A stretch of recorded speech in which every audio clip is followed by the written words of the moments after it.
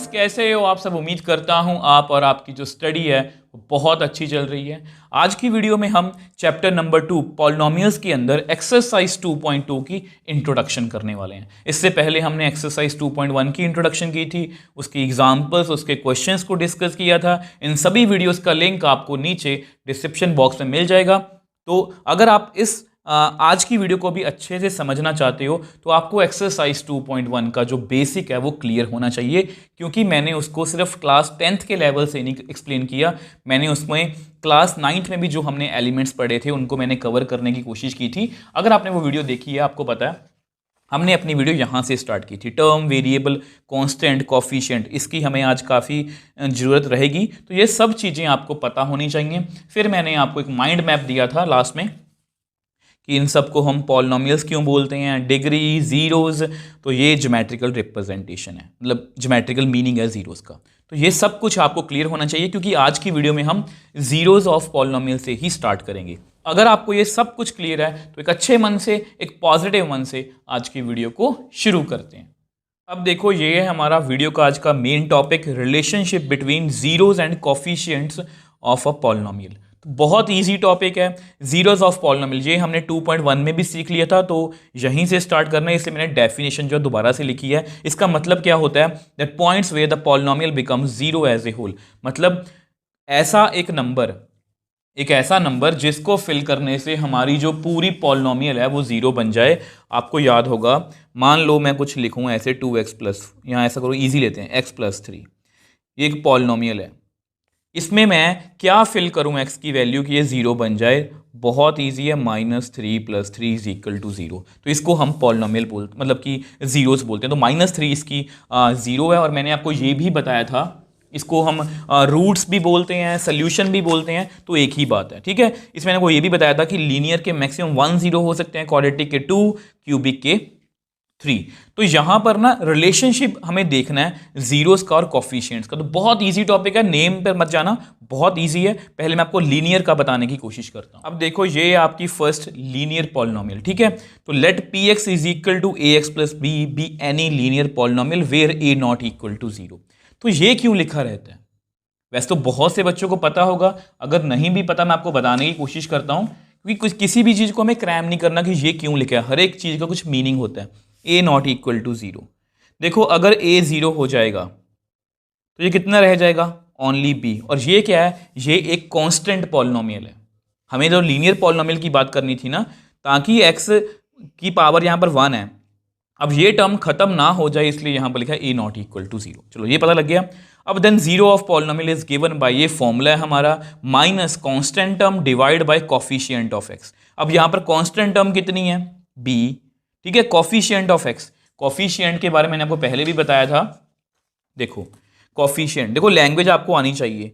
इसका कोफिशिएंट कितना है x का, 2, जो उसके साथ है। यहां पर x का कोफिशिएंट कितना है, -4। प्लीज इस बात का आपने ध्यान रखना है। तो यहां पर x का कोफिशिएंट कितना है, a। तो -b/a क्या है इसके, जीरो ऑफ लीनियर पॉलिनोमियल। ये बहुत इजी है, इसकी एक एग्जांपल भी करते हैं। अब मान लो यहां पर मैंने एक एग्जांपल लिखी है। देखो वैसे तो ये बहुत इजी है, ठीक है, ये वैसे बहुत इजी है। अगर इसको मुझे जीरो निकालनी हो तो इसको ना आप जीरो के इक्वल लिख लो। 2x = -4, ये उधर आके -4 बन जाएगा। x = -4/2 मतलब -2। बट इसका फॉर्मूला भी हमें पता होना चाहिए, क्योंकि हमें एमसीक्यूज में पूछा जा सकता है। तो इसकी अगर जीरो निकालनी हो तो कैसे निकालेंगे, माइनस कांस्टेंट टर्म, यहां पर कांस्टेंट टर्म कितनी है, 4, divide by coefficient of x, वो कितना है, कोफिशिएंट ऑफ x कितना है, 2। तो अगर इन दोनों को मैं कट करूंगा तो मेरे पास मेरी जीरो कितनी आएगी, -2। तो इस तरह से हमने निकाल ली, ठीक है। अब यहां पर ना कुछ बच्चों को दिक्कत आती है, मैं आपको एग्जांपल देने की कोशिश करता हूं। कुछ बच्चे तो समझ जाते हैं, कुछ बच्चे इसको लेके कंफ्यूज होते हैं। मान लो मैंने एक और एग्जांपल लिखी, 2x - 4। अब बच्चे यहां पर क्या करते हैं, अगर मैं बोलूं कि जीरो निकालो तो वो इसका आंसर पता क्या निकालेंगे, minus constant term. Constant term कितनी है, 4 डिवाइड बाई 2। ये गलत है। यहां पर कांस्टेंट टर्म कितनी है, यस, कुछ बच्चों ने सही बोला, -4 divide by coefficient of x, वो कितना है, 2। तो यहां पर अगर मैं इसको कट करूं तो बेसिकली पहले तो ये माइनस माइनस प्लस हो जाएगा, 4/2 बनेगा। तो यहां पर 2, मतलब इसकी 0 यहाँ पर कितनी आएगी, यहाँ पर कितनी आएगी 0 इसकी 2। तो इन छोटी छोटी बातों का आप ध्यान रखोगे, क्योंकि देखो हमारे पास फॉर्मूला में ax, इसकी स्टैंडर्ड फॉर्म ये है, तो उसके हिसाब से माइनस कांस्टेंट टर्म। अब यहाँ पर अगर मैं 2x माइनस 4 को अगर मैं स्टैंडर्ड फॉर्म में लिखूं तो इसको मैं ऐसे लिखेंगे। अब हमारी कांस्टेंट टर्म कितनी है, -4। तो इन छोटी छोटी बातों का आप ध्यान रखोगे, कई बार हम पेपर में इन चीज़ों को लेके कंफ्यूज हो जाते हैं। अब सेम वे से क्वाड्रेटिक पॉलिनोमियल की बात करते हैं। अब देखो नेक्स्ट हम बात करेंगे क्वाड्रेटिक पॉलिनोमियल के बारे में। ये बहुत इंपॉर्टेंट है, इसी के सारे क्वेश्चन आपको 2.2 में पूछे गए हैं। Let ax² + bx + c be any quadratic polynomial. आपको पता है कि यहाँ पर हाईएस्ट डिग्री x की कितनी है, तो उसकी पावर कितनी है, 2। तो ये क्वाड्रेटिक पॉलिनोमियल है, ये हमने बेसिक्स वाली वीडियो में 2.1 में सीखा था। Where a not equal to 0। अब आप इसको समझ पाए हो, जिस तरह से लास्ट लीनियर पॉलिनोमियल में था कि अगर a 0 हो जाएगा तो हमारे पास सिर्फ bx + c रह जाएगा, तो फिर तो ये लीनियर बन जाएगी, इसलिए यहाँ पर लिखा है a not equal to 0। Let alpha and beta, इनको हम अल्फा और बीटा बोलते हैं, तो इसमें कुछ भी घबराने की बात नहीं है, जस्ट नेम है। आर 2 जीरोस या roots of this quadratic polynomial. आपको पता है इसके मैक्सिमम 2 रूट्स या 2 जीरोस हो सकते हैं। तो sum of zeros alpha plus beta, इनका सम कितना होता है, minus coefficient of x divide by coefficient of x square. Product of zeros कितना होता है, constant term divide by coefficient of x square. तो अगर हम यहां पर देखें सम ऑफ रूट्स, ठीक है, सम ऑफ जीरोस बोल लो, माइनस कोफिशिएंट ऑफ एक्स। आप मेरे को बताओ यहां पर एक्स का कोफिशिएंट कितना है, बी। ये आपको अच्छे से आता है, यहाँ माइनस बी है, ठीक है। कोफिशिएंट ऑफ ए स्क्वायर का सॉरी एक्स स्क्वायर का कोफिशिएंट कितना है, ए। तो ये फॉर्मूला आप याद रखोगे, ये आपकी जर्नल क्वाड्रेटिक पॉलिनोमियल है। सम ऑफ रूट्स या सम ऑफ जीरोस कितना होता है, -b/a। ये फॉर्मूला आपको MCQs में भी पूछा जा सकता है।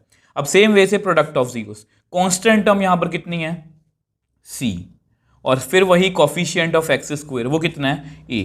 तो ये जो फॉर्मूला है ये आपको आना चाहिए कि सम ऑफ रूट्स या सम ऑफ जीरोस कितना होता है, -b/a, प्रोडक्ट ऑफ जीरोस कितना होता है, c/a। ये आपको अच्छे से जो है वो क्लियर होना चाहिए। अब जो भी हमने यहाँ पर सीखा है, इसको हम एग्जाम्पल की हेल्प से और भी अच्छे से समझने की कोशिश करते हैं, क्योंकि इसी क्वाड्रेटिक पॉलिनोमियल के सारे क्वेश्चन हैं 2.2 में, ठीक है। लीनियर के कोई क्वेश्चन नहीं है, बट क्वाड्रेटिक पॉलिनोमियल के क्वेश्चन बहुत इंपॉर्टेंट है। इस चैप्टर में से सबसे इंपॉर्टेंट जो क्वेश्चन है वो क्वाड्रेटिक पॉलिनोमियल के ही हैं। अब देखो ये लीनियर पॉलिनोमियल की तरह नहीं है कि लीनियर में तो मैं डायरेक्टली वैल्यू भी निकाल सकता हूँ। अगर मान लो x + 4 हो, तो मैं उसको डायरेक्टली वैल्यू निकाल सकता हूँ -4, इसको उधर ले जाके, ठीक है। बट क्वाड्रेटिक में ऐसा नहीं होगा, इसको हमें सॉल्व करना पड़ेगा। आपको याद है, इसके एग्जांपल करें ताकि आपको और अच्छे से ये क्लियर हो। आपको याद है हमने मेथड ऑफ फैक्टराइजेशन से किया था, तो मेथड ऑफ फैक्टराइजेशन के कुछ मैंने स्टेप्स बना के रखे हैं, ये आपको बहुत हेल्प करेंगे। और वैसे भी हमें एक्सरसाइज 2.2 में भी इसके क्वेश्चंस करने हैं, तो एक एग्जांपल को जो है वो डिस्कस कर ले। अब देखो ये मैंने इसको समझाने के लिए एग्जांपल लिखी है। सबसे पहले हम इसके रूट्स निकालने की कोशिश करेंगे। मेरे मुंह से बार बार फैक्टर्स निकल रहा है, वो एक ही बात है, ठीक है। तो रूट्स निकालने की या जीरोस निकालने की कोशिश करेंगे। उसका मेथड एक बार रिकॉल भी कर लेते हैं, हमने 9th में सीखा था। तो ये मैंने कुछ स्टेप्स बना के रखे हैं, इसको ना हम माइंड मैपिंग बोलेंगे। इसको आप अपने मन में याद कर लो। तो सबसे पहले क्या करना है, हमें फर्स्ट और लास्ट टर्म को मल्टीप्लाई करना है।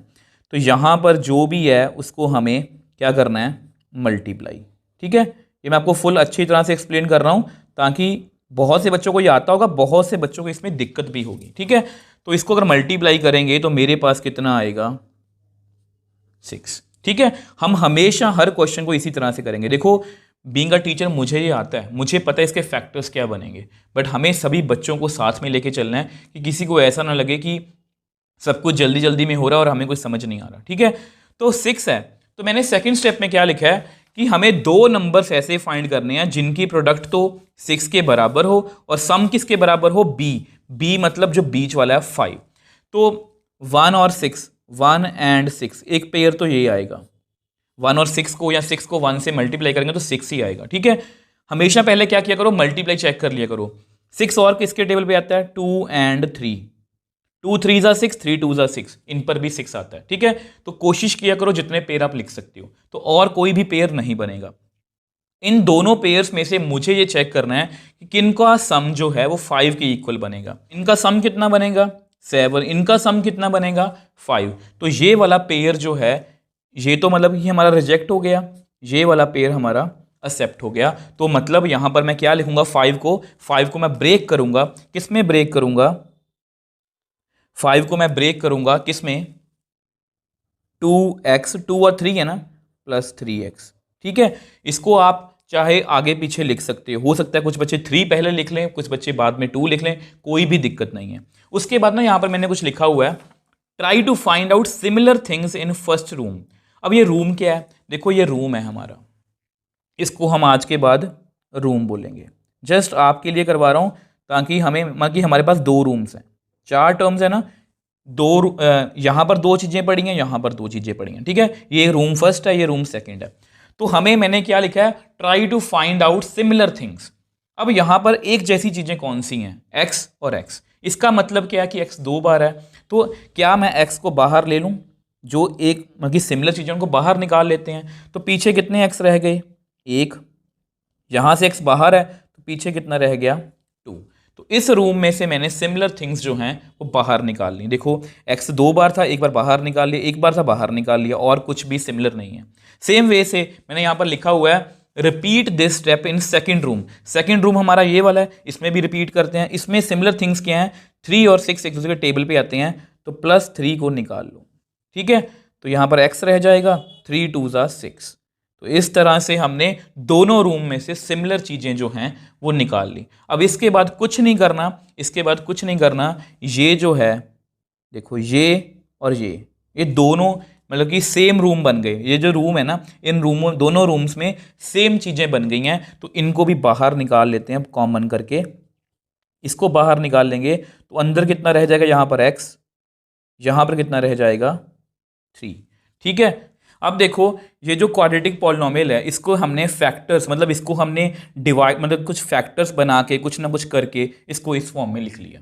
अब आप मेरे को बताओ हमें करना क्या है, आप हमें बताओ हमें करना क्या है, हमें जीरोस निकालने हैं। देखो जीरोस निकालने का मतलब क्या होता है कि उसको फिल करके x की कौन सी वैल्यू मैं फिल करूं ताकि पूरी पॉलिनोमियल जो है वो जीरो बन जाए। तो इसका डायरेक्टली मेथड यही है कि ये 2 फैक्टर्स मैंने बना लिए। ठीक है, आप क्या करो, x + 2 को 0 के इक्वल लिख लो और x + 3 को भी 0 के इक्वल रख लो। ऐसा क्यों किया मैं आपको अभी समझा देता हूं। वैसे देखो ये लीनियर पॉलिनोमियल है, इसकी वैल्यू हमें निकालनी आती है। 2 को उधर ले जाओ -2, 3 को उधर ले जाओ -3। तो ये दोनों क्या हैं, जीरोस हैं। ये दोनों क्या हैं, जीरोस हैं। आप चेक कर लो, -2 को यहां पर फिल करके चेक कर लो। ठीक है, -2 को यहां पर फिल करना तो कितना आएगा, -2 का स्क्वायर, 5 × -2 + 6, यहाँ 4 आएगा, यहाँ -10 + 6, 6 + 4 10, 10 - 10 कितना आ गया, 0। तो इस तरह से हमने 2 जीरोस जो हैं वो निकाल लिए। इससे आपकी प्रैक्टिस भी हो गई। ठीक है, अब हमें ये रिजल्ट जो है ये वेरीफाई करना है। अब यहां पर जीरोस कितने हैं, 2। तो सम ऑफ जीरोस की पहले बात करते हैं। तो यहां पर अगर मैं लिखूं सम ऑफ जीरोस तो कितना आएगा, -2 + -3। तो मेरे पास सम ऑफ जीरोस कितना आ गया, -5। सेम वे से प्रोडक्ट ऑफ जीरोस कितना आ गया, -2 × -3 कितना आ गया, 6। ठीक है, तो ये दोनों हमने निकाल लिए, sum of zeros, product of zeros. अब इसको इसके साथ, रिजल्ट के साथ वेरीफाई करने की कोशिश करते हैं। यहां पर मैं फिर से लिखता हूं सम of zeros.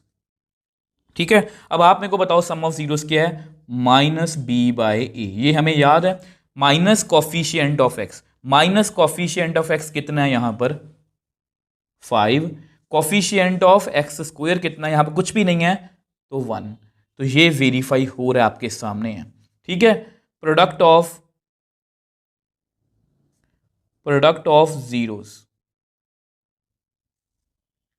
c/a।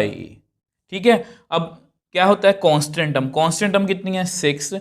Coefficient of x² कितना है, 1।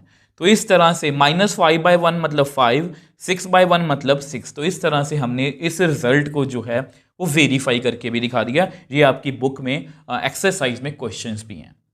अब जो एक्सरसाइज 2.2 का सेकंड क्वेश्चन है ना, उस क्वेश्चन का एक डायरेक्टली फॉर्मूला है। अब उस फॉर्मूले के पीछे का बेसिक मैं आपको नेक्स्ट पेज पे बताऊंगा। वो बताना इसलिए जरूरी है क्योंकि आजकल एमसीक्यूज काफी आ रहे हैं। तो ऐसा करते हैं, पहले उसको नेक्स्ट पेज पे डिस्कस करते हैं। अब देखो ये बहुत इंपॉर्टेंट रिजल्ट है, ठीक है। तो अभी अभी हमने क्या किया, हमने एक पॉलिनोमियल लिखी थी, मैं आपको लिख के दिखा देता हूँ, ठीक है। X square plus 5x plus 6 quadratic polynomial लिखी, और यहाँ से हमने रूट्स मतलब कि इसके जीरोस फाइंड कर लिए और उसका जो है रिलेशनशिप निकाल लिया।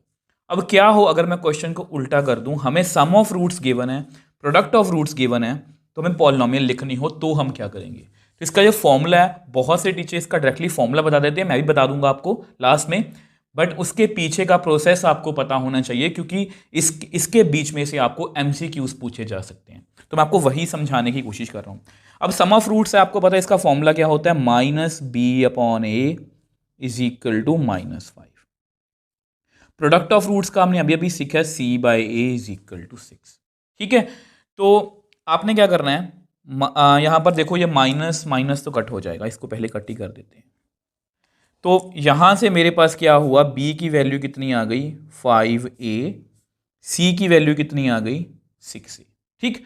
अब मैं क्या करने वाला हूं, if a is equal to 1, अगर मैं a की वैल्यू 1 फिल कर दूं, ये सारा प्रोसेस आपको बाद में समझ आएगा, ठीक है, कि मैं क्या कहना चाह रहा हूं। 5 इंटू 1, सी कितना आएगा 6 इंटू 1, मतलब मैंने b की वैल्यू भी निकाल ली, c की वैल्यू भी निकाल ली।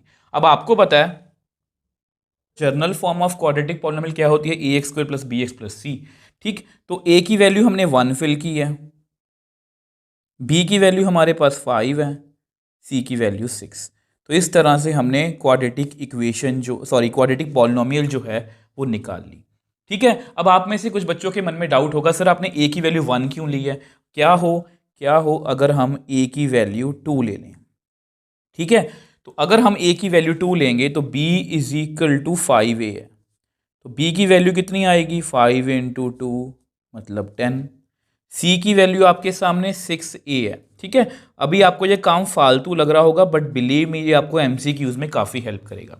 तो b की वैल्यू 10 है, c की वैल्यू 12 है। तो अब आपको पता है नाउ क्वाड्रेटिक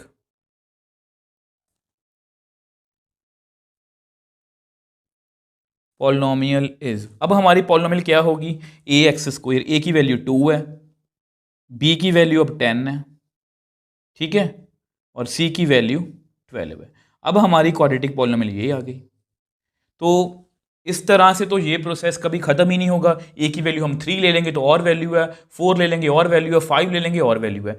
तो इस तरह से मैं आपको कहना क्या चाह रहा हूं, मैं आपको ये कहना चाह रहा हूं कि अगर हमें सम ऑफ रूट्स गिवन हो और प्रोडक्ट ऑफ रूट्स गिवन हो, तो हम यहां पर ऐसी इनफाइनाइट पॉलिनोमियल्स, क्वाड्रेटिक पॉलिनोमियल्स जो हैं वो लिख सकते हैं। मैं आपको लिख के दिखा देता हूं।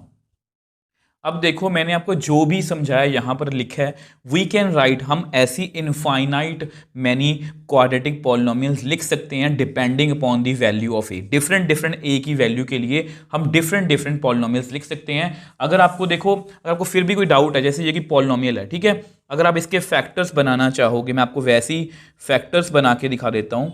12 टू द 24, तो इसके फैक्टर्स बनेंगे 4x प्लस 6x, ठीक है। तो 2x को कॉमन ले लो, अंदर कितना आएगा x प्लस 2, ये जस्ट वैसे ही आपको नॉलेज के लिए बता रहा हूँ।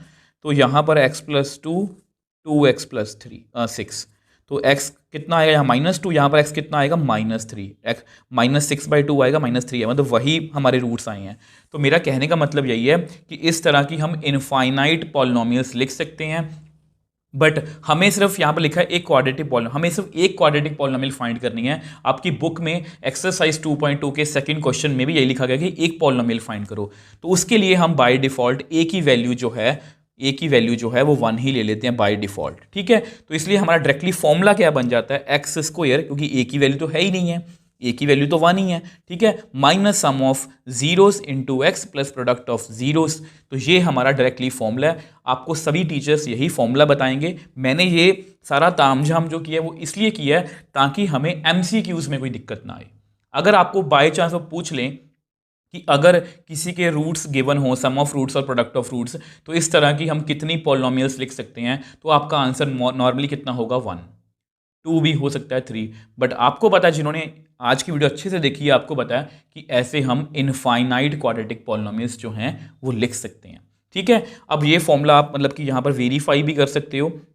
देखो एक्स स्क्वायर, ठीक है, तो हमारी पॉलिनोमियल ये थी ना, तो अगर आप एक्स स्क्वायर लिखोगे माइनस, अब सम ऑफ जीरोस कितना है directly -5x, product of zeros कितना है डायरेक्टली 6, तो कितना आ गया एक्स स्क्वायर -5x, सॉरी ये प्लस बन गया +6, और यही पॉलिनोमियल हमारी स्टार्टिंग में भी थी, यही यहाँ पर भी थी, तो ये जो है ये हमने वेरीफाई भी जो है वो कर लिया। आई होप इसको आप अच्छे से समझ पाए हो। बहुत से बच्चों को लगेगा कि ये फालतू का काम है, ये फालतू का काम बिल्कुल भी नहीं है, क्योंकि ये कोई जरूरी है कि आपकी एनसीईआरटी में से वही क्वेश्चन उठा के आपको पेपर में आ जाएंगे। एमसीक्यूज आपको पता है हमेशा बेसिक में से पूछे जाते हैं, और मैंने आपका वही क्लियर करने की कोशिश की है। अब देखो ये लास्ट है आपकी क्यूबिक पॉलिनोमियल, तो a x cube plus b x square plus c x plus d, ये कोई क्यूबिक पॉलिनोमियल है जर्नल में। अब ए नॉट इक्वल टू 0, अब आपको ये कहानी पता है कि अगर ए 0 होगा तो ये टर्म खत्म हो जाएगी और एक क्वाड्रेटिक बन जाएगी, तो इसलिए यहाँ पर लिखा गया। तो अल्फा बीटा, इसको क्या बोलते हैं गामा, कुछ बच्चों को नहीं पता होगा, इसको गामा बोलते हैं। तो ये 3 जीरोस हैं, ठीक है, तो सम ऑफ जीरोस वही है minus coefficient of x square divide by coefficient of X cube. ठीक है, वैसे आपको याद करने का तरीका बता रहा हूं, अगर आप क्वाड्रेटिक पॉलिनोमियल की तरफ जाओगे तो नीचे जितने भी हैं माइनस, नीचे हमेशा कॉफिशिएंट ऑफ एक्स स्क्वायर होता है, कॉफिशिएंट ऑफ एक्स स्क्वायर होता है। अब यहाँ पर ये क्यूब है तो coefficient of X cube, coefficient of X cube, coefficient of X cube. अब यहाँ पर सम से स्टार्ट हो रहे हैं तो कॉफिशिएंट ऑफ एक्स स्क्वायर है। अब आप मेरे को बताओ कॉफिशिएंट ऑफ एक्स स्क्वायर कितना है, B, coefficient of X cube कितना है, ए, तो माइनस बी बाई ए है, सेम वही है। ठीक है, अब आगे चलते हैं माइनस, अब माइनस क्या है, कांस्टेंट, कांस्टेंट कितना है इसका D, divide by coefficient of X cube वही ए। अब लास्ट है सम ऑफ प्रोडक्ट ऑफ जीरोस, अब ये एक नई चीज है, सम ऑफ रूट जीरोस पहले भी पढ़ा है, प्रोडक्ट ऑफ जीरोस भी पढ़ा है, ये सम ऑफ प्रोडक्ट ऑफ जीरोस है, मतलब सम करना है प्रोडक्ट्स का, अल्फा को बीटा से, बीटा को गामा से, गामा को अल्फा से, तो उनका सम मैंने किया। तो कॉफिशिएंट ऑफ एक्स, अब कॉफिशिएंट ऑफ एक्स कितना है आप मेरे को बताओ, सी, और फिर वही कॉफिशिएंट ऑफ एक्स क्यूब कितना है, ए। तो ये हमारा रिजल्ट है, इसको आप याद रखोगे, आपको डायरेक्टली पेपर में क्वेश्चन भी आ सकते हैं, एमसीक्यूज भी आ सकते हैं। ठीक है, तो ऐसा करते हैं, इसको भी एक एग्जांपल से समझने की कोशिश करें। अब देखो ये क्यूबिक पॉलिनोमियल को मैंने अच्छे से समझाने के लिए क्यूबिक पॉलिनोमियल लिखी है 2x cube minus 5x square minus 14x plus 8। अब ये इसके जीरोस हैं 4 माइनस 2 1/2। ठीक है, इसका सोल्यूशन, इसको क्यूबिक को सॉल्व करना हमारे सिलेबस का पार्ट नहीं है, इसलिए मैं आपको नहीं करवा रहा। अगर आपको फिर भी कोई लगता है तो इसकी मैं सेपरेट से वीडियो बना दूंगा, आप मुझे नीचे कमेंट बॉक्स में लिख सकते हो कि क्यूबिक को किस तरह से सॉल्व करते हैं। हिट एंड ट्रायल मेथड होता है, उसका एक फैक्टर फाइंड कर लेते हैं, उसके बाद क्वाड्रेटिक की तरह ही हो जाता है, बट ये हमारे सिलेबस का पार्ट नहीं है। तो ये जीरोस हमें गिवन है, तो सबसे पहले ऐसी बात करते हैं, सम ऑफ जीरोस की बात करते हैं। ठीक है, तो सम ऑफ जीरोस 4 प्लस 1/2, तो कितना आएगा मेरे पास सम ऑफ जीरोस, 4 माइनस 2, 2 बन गया, 2 प्लस 1/2, इसका आप क्रॉस मल्टीप्लाई कर दो, 4 1/2, तो कितना बन गया 5/2। तो ये मेरे पास क्या आ गया, सम ऑफ जीरोस। ठीक है, तो अगर मैं इसका कंपेयर करूं, आपको पता है इसका कंपेयर करूं सम ऑफ जीरोस का, आल्सो सम ऑफ जीरोस, इसका फॉर्मूला क्या होता है, इसका फॉर्मूला क्या होता है, minus coefficient of x square, minus लगा दो, कॉफिशिएंट ऑफ एक्स स्क्वायर वो कितना है यहां पर -5, divide by coefficient of X cube, वो कितना है कॉफिशिएंट ऑफ एक्स क्यूब 2, तो कितना आ गया 5/2। तो ये आपके सामने है, ये हमारा रिजल्ट जो है ये वेरीफाई हो गया। ठीक है, अब इसके बाद हम बात करेंगे प्रोडक्ट ऑफ जीरोस की, प्रोडक्ट ऑफ जीरोस, इसको मल्टीप्लाई कर लेते हैं। अब यहां पर ये डायरेक्टली ये कट ही हो रहा है, यहां पर इनको कट कर दो, तो मेरे पास 4 को अगर मैं माइनस से मल्टीप्लाई करूंगा कितना आएगा -4। Also product of zeros. ठीक है, अब आपको पता है प्रोडक्ट ऑफ जीरोस का फॉर्मूला क्या है, minus constant term. Minus constant term यहां पर कितनी है 8, डिवाइड बाय कोफिशिएंट ऑफ वही एक्स क्यूब कितना है 2। तो अगर आप इसको कट करोगे तो मेरे पास कितना आएगा 4, यानी कि यहां पर भी मेरे पास कितना आ गया -4। तो ये भी हमारा जो है वो वेरीफाई हो गया। अब लास्ट पार्ट रह गया, उसको भी कर लेते हैं। सम ऑफ प्रोडक्ट ऑफ जीरोस, तो ये कितना होता है, पहले दोनों को मल्टीप्लाई करो प्लस दूसरे और तीसरे को मल्टीप्लाई करो प्लस तीसरे और पहले को मल्टीप्लाई करो और सबको ऐड कर दो। ठीक है, तो ये जो कट रहे हैं इनको कट कर देते हैं। तो मेरे पास कितना आ गया -8, यहाँ पर -1, यहाँ पर +2, तो -9 + 2 कितना आ गया -7। तो देयरफॉर कितना आ गया -7। अब सेम वे से यहां पर भी कर लेते हैं, also sum of product of zeros.